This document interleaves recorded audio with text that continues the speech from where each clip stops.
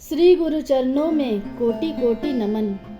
सच्चा अध्यात्म पुस्तक से वसंत 1 विस्तार भाग 2। रसो वै सह, आत्मा ही सुख स्वरूप है, ऐसा आपको ज्ञान योग सिखलाता है। दूसरा है भक्ति योग। भक्ति योग में भक्त सोचता है, न खुशी अच्छी ए दिल, न मलाल अच्छा है। न खुशी अच्छी ए दिल, न मलाल अच्छा है। यार जिस हाल में रखे वो ही हाल अच्छा है। साधक का लक्ष्य होता है, न खुशी अच्छी है न मलाल अच्छा है। प्रभु जिस हाल में रखते हैं वही हाल अच्छा है। न सुख की इच्छा न दुख की इच्छा, प्रभु की इच्छा में ही हमने अपनी इच्छा को विलीन कर दिया। हे नाथ, यह जीवन आपका है। हे प्रभु, यह शरीर, यह प्राण, यह मन, बुद्धि सब कुछ आपका है। आपकी मर्जी, आप इसे सुख दो या दुख, गले से लगा लो या संसार के कांटों में फेंक दो। भक्त को कोई दुख नहीं होता। क्यों नहीं होता दुख? क्योंकि इच्छा मिट जाती है। वह अपनी इच्छा को भगवान की इच्छा में मिला देता है, इसलिए सुखी हो जाता है। कर्मयोग कहता है, कर्मण्येवाधिकारस्ते मा फलेषु कदाचन। कर्तव्य के लिए कर्म करो, पर उन कर्मों के पीछे कोई फल की इच्छा ना रखो। कर्मयोग भी इच्छाओं से ऊपर उठने को प्रेरणा देता है। जब तक व्यक्ति इच्छा करता रहेगा तब तक वह कभी भी सुखी नहीं हो सकता, क्योंकि सभी दुखों का कारण इच्छा ही है। इच्छा के रहते किसी को ब्रह्मा जी का पद मिल जाए, इंद्रासन मिल जाए, तो भी वह सुखी नहीं हो सकता। मोक्ष की इच्छा मुझे याद आ रही है, यानी सद्गुरु माँ साध्वी ज्ञानानंद जी कह रही हैं, मुझे याद आ रही है। एक व्यक्ति एक संत के सत्संग में आने लगा। सत्संग सुनते सुनते वह ज्ञान के मार्ग में अग्रसर होने लगा। एक दिन उसने संत से कहा, गुरुवर, अब मेरे को शून्य ध्यान साधने लग गया है। संत ने कहा, बेटा, इस शून्य ध्यान को भी छोड़ दो और आगे बढ़ जाओ। कुछ दिन के उपरांत वह पुनः आया और कहा, गुरुवर, अब मुझे कोई इच्छा नहीं रही, मात्र मोक्ष की इच्छा है। संत ने कहा, जब तक तुम्हें मोक्ष की इच्छा है तब तक तुम मोक्ष को नहीं प्राप्त कर सकते। सभी इच्छाओं से परे पहुंच जाना, सभी इच्छाओं से ऊपर उठ जाना ही मोक्ष है। इच्छा ही तो बंधन है। इच्छाओं से मुक्त होकर बसंत में आरूढ़ होने का एक उपाय है, वह है विवेक। सद्गुरु कबीर साहब की एक साखी है, फेर पड़ा नहीं अंग में, नहीं इंद्रियन के माही। फेर पड़ा कछु बूझ में, सो निरुवार नाही। फेर अंगों और इंद्रियों में नहीं है, फेर समझ में है। आश्चर्य है कि समझ के फेर का लोग निवारण नहीं करते। समझ में क्या फेर पड़ा हुआ है? जैसे कोई बालू पेर कर तेल निकालने का प्रयत्न करता रहे तो उससे तेल की प्राप्ति कदापि नहीं होगी। वह व्यर्थ ही परेशान रहता। उसे इतनी समझ आ जाए कि बालू पेरने से तेल नहीं मिल सकता तो वह बालू पेरने की मूर्खता से उबर जाएगा। उसी तरह जिस दिन व्यक्ति जान ले कि अविनाशी आत्मा विनाशी संसार से तृप्त नहीं हो सकती, उस दिन वह संसार की इच्छाओं के पीछे भागने भटकने की मूढ़ प्रवृत्ति से मुक्त हो जाएगा। जैसे शरीर की आवश्यकता है भोजन, पानी, हवा, मकान इत्यादि। शरीर को जब भोजन मिल जाता है तो वह तृप्त हो जाता है। उसी तरह जीव की भूख है परम आनंद, और परम आनंद है परमात्मा। परमात्मा में जब तक जीव परमात्मा से जुड़ेगा नहीं, तब तक उसे सुख आनंद नहीं मिल सकता। अगर इसका बोध हो जाए तो संसार की इच्छाओं की मृग मरीचिका के पीछे भागने की प्रवृत्ति मिट जाएगी। संसार की इच्छाओं की पूर्ति में किंचित सुख संतुष्टि नहीं है। एक इच्छा पूरी भी नहीं हुई, दूसरी इच्छा खड़ी हुई। दूसरी इच्छा को हमने पूरी किया तो तीसरी इच्छा खड़ी हुई। भगवान की कृपा से तीसरी इच्छा भी अगर पूरी हो गई तो सुख नहीं मिला, प्रत्युत चौथी इच्छा आ खड़ी हुई।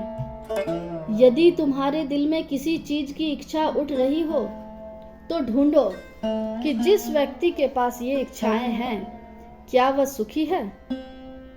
मान लो किसी को पुत्र नहीं है। पुत्र की इच्छा में वह विकल विह्वल हुए जा रहा है।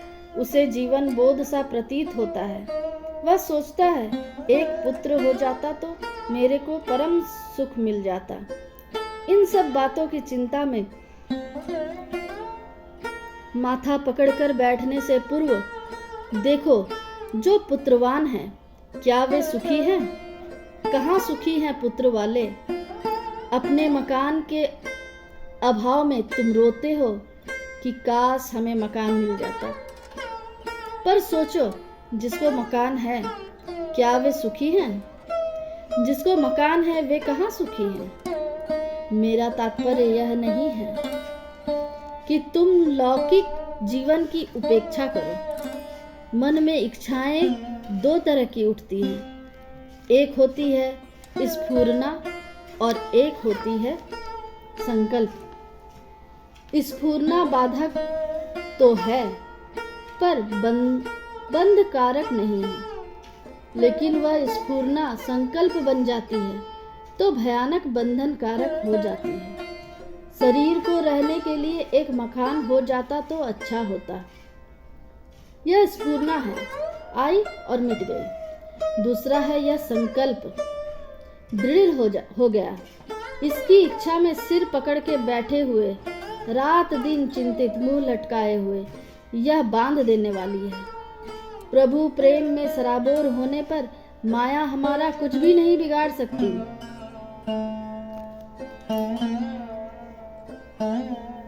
लेकिन जैसे लक्ष्मण रेखा को लांघते के साथ रावण सीता को दबोच लेता है, वैसे ही जब हम प्रभु से अपनापन छोड़कर माया की तरफ झुकते हैं तो यह माया हमें दबोच लेती है।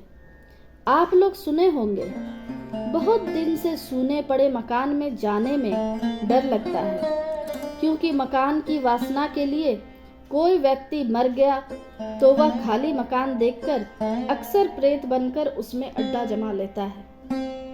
तुम भी क्या प्रेत बनना चाहोगे? नहीं, तो फिर तुम मकान की वासना न रखो। अब प्रश्न उठता है, तो क्या मकान बनाने का उद्योग ही न किया जाए? मकान की स्फुरना उठी तो उसके लिए तुम यथा योग्य प्रयत्न अवश्य करो। कमाने का प्रयत्न करो। धन जोड़ सकते हो तो जोड़ने का प्रयत्न करो। अगर बन सका मकान तो भी ठीक, और नहीं बन सका तो भी ठीक। याद रख लेना, मकान बनाना आपके वश की बात नहीं है, वह प्रारब्ध के वश की बात है। पर शांत रहना आपके वश की बात है। प्रयत्न करो, प्रयत्न कर्म योग में आएगा। धन कमाओ, चेष्टा करो कि मकान बन जाए, पर प्रयत्न करते हुए भी प्रारब्धानुसार मकान बन सके तो हाय हाय हाय मकान, हाय मकान। मकान ना बन सके तो हाय मकान मत करो। इच्छाओं को अपने ऊपर कुंडली मारकर मत बैठने दो। इसी तरह धन, दौलत, पुत्र, परिवार और अन्य सभी कर्तव्य के बारे में समझना चाहिए।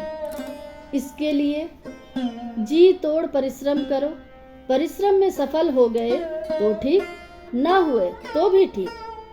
कोई चिपकाव नहीं, कोई आसक्ति या संकल्प नहीं। मग्न मस्त रहो, क्योंकि वस्तुओं को पाकर भी तुम सुखी नहीं हो सकते। वस्तुतः तुम सुख स्वरूप हो। इच्छाओं के कारण दुखी हो रहे हो। इच्छा मुक्त हो जाने पर व्यक्ति तो बादशाहों का बादशाह है। सदगुरु कबीर साहब ने स्पष्ट शब्दों में कहा है, चाह गई चिंता मिटी, मनुआ बेपरवाह, जिनको कछु न चाहिए, सो साहन पति साह। चाह मिटने से चिंता मिट गई और मन बेपरवाह हो गया।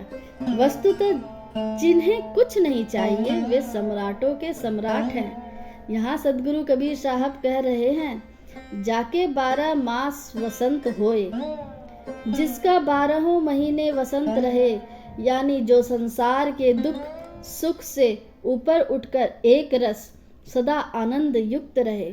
जैसे सांसारिक वसंत ऋतु अस्थायी है, कुछ दिन के लिए है, फिर समाप्त हो जाती है, फिर गर्मी आ जाती है, फिर बरसात, फिर जाड़ा, यह क्रम चलता रहता है। वैसे ही सांसारिक सुख किसी को नहीं मिलता। कभी सुख, कभी दुख, कभी हर्ष, कभी शोक का चक्र चलता घूमता रहता है। सदाबहार आनंद आत्मा में है।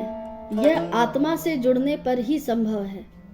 संसार से जुड़ने पर तो शोक और संताप की अतिरिक्त कुछ नहीं मिलता।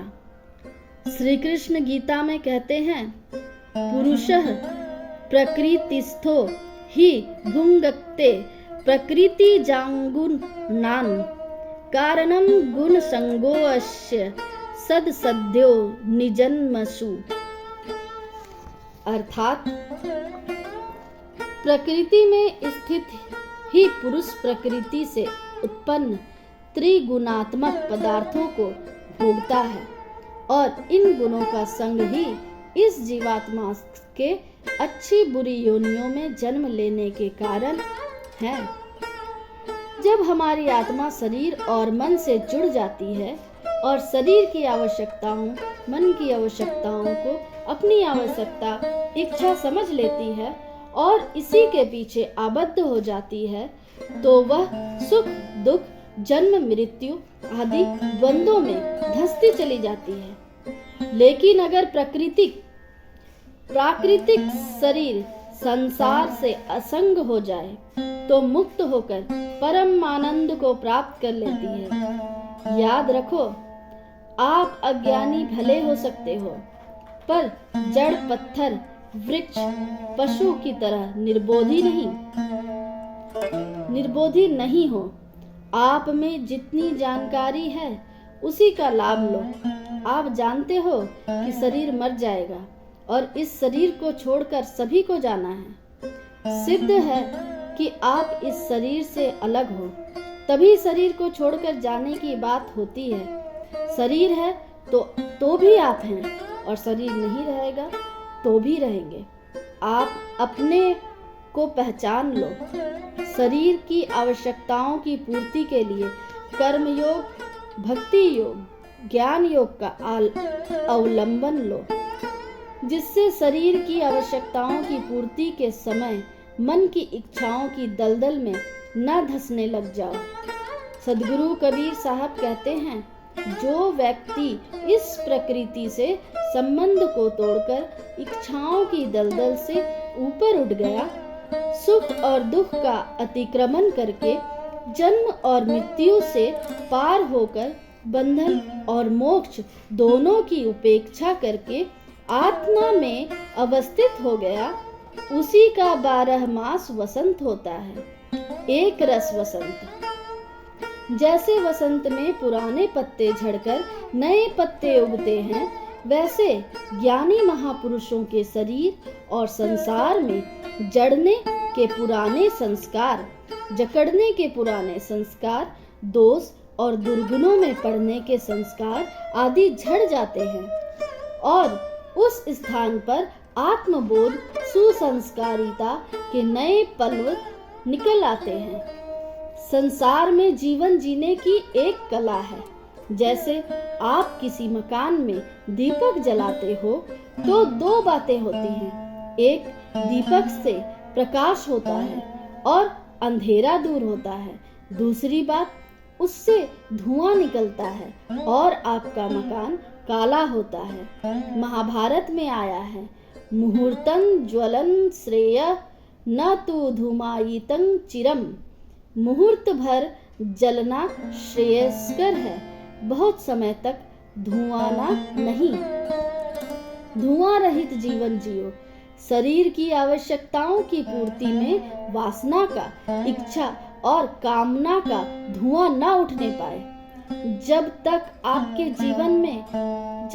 आपके जीवन से वासनाओं, कामनाओं का धुआं उठता रहेगा, तब तक आप अपने भीतर छुपे परम आनंद को जान भी नहीं सकोगे।